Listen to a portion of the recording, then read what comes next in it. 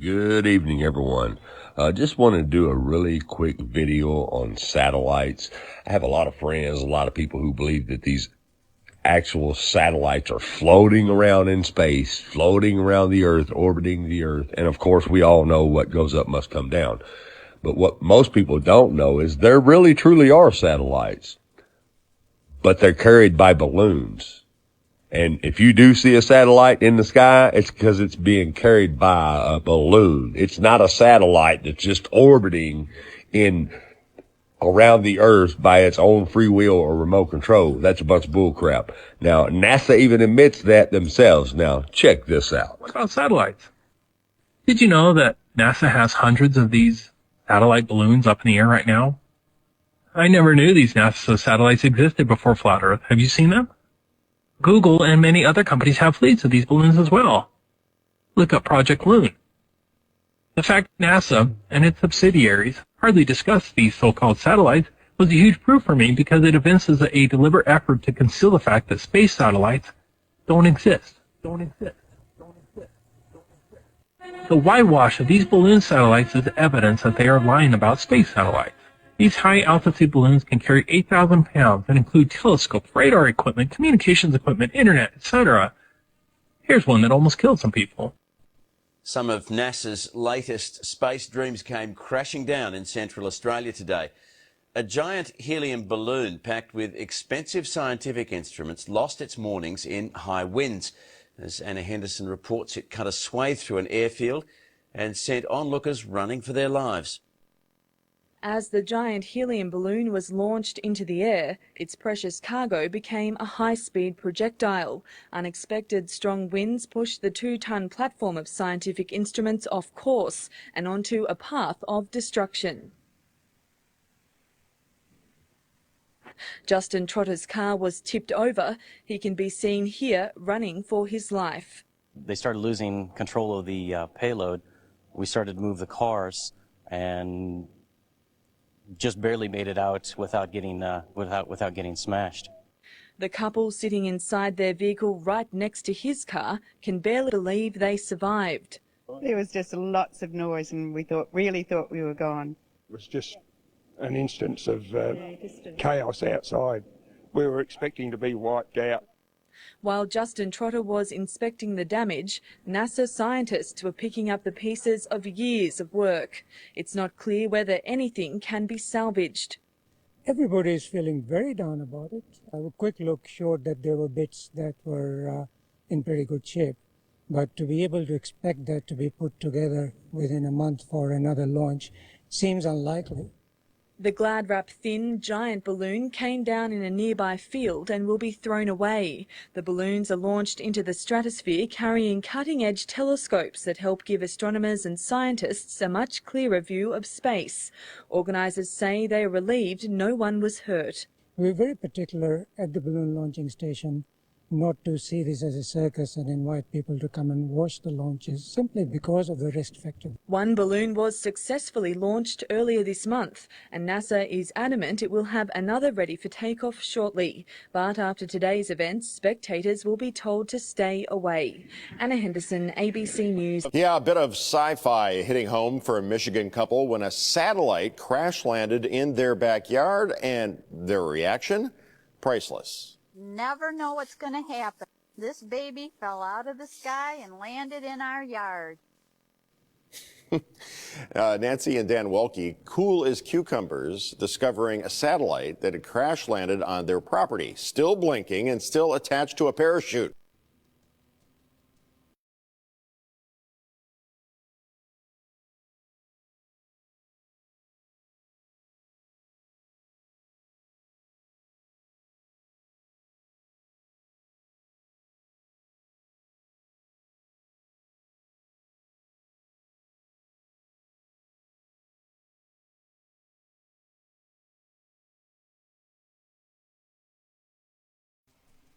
Now, all you got to do is do a little bit of research. These satellites come crashing down all the time in different countries. Here's another one in Brazil. Check it out.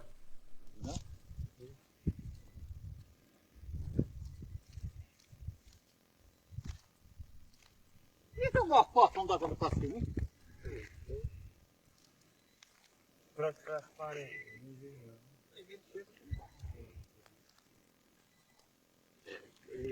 Grande essa porra, viu?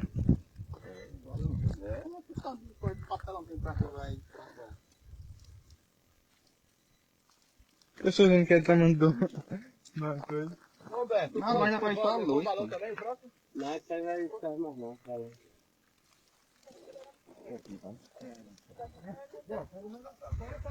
Lona tem muita aí, tchau. Lona e lona pra quem quiser aí. Quero só da porra. Aqui tá pra botar no caminhão, ó. Aí não serve pra alguém tem uma faca aí na cinta? Vamos ver se nós tira direito aqui. Até falar esse bicho pra lá. Vamos pro cara pra lá. Quero só a corda.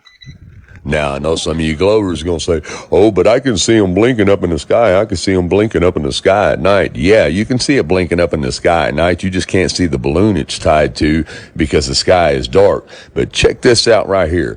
When you catch one passing in front of the moon and you zoom in on it with a P900, you can see the balloon that's carrying it because the moon spotlights its silhouette perfect.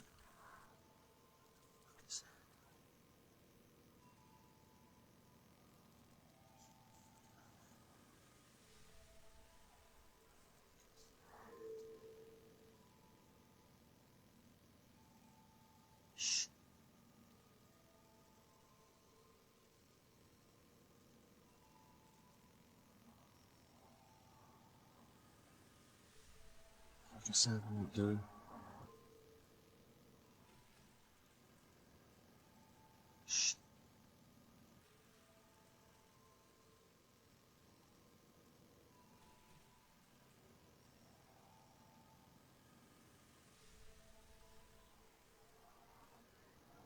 Now, once it passes the light of the moon, like I said, you cannot see the balloon anymore due to the darkness of the sky. Now, if you'll go and Google how many satellites are orbiting the Earth, it's going to tell you 10,019 active satellites in orbit in 2024. And here are the images they give you of all these satellites that are supposedly orbiting the Earth.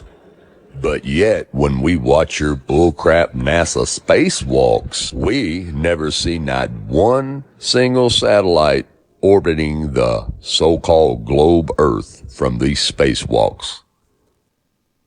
Check it out yourself. Look, where's all those thousands of satellites that are supposed to be up here orbiting?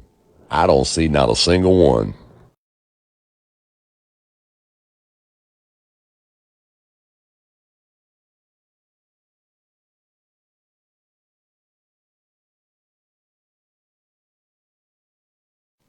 And we have the same thing on the high altitude balloon launches. Take a look here. Where's all these 5,000 something satellites that are supposedly orbiting the Earth? They're not there because there is none. The only satellites are on balloons. Now we know why we don't see the satellites in the NASA footage because it's all CGI. But the high altitude balloon projects, these are real. This is the real footage and zero satellites. You're being lied to, people. It's time to wake up. Everyone, thanks for watching.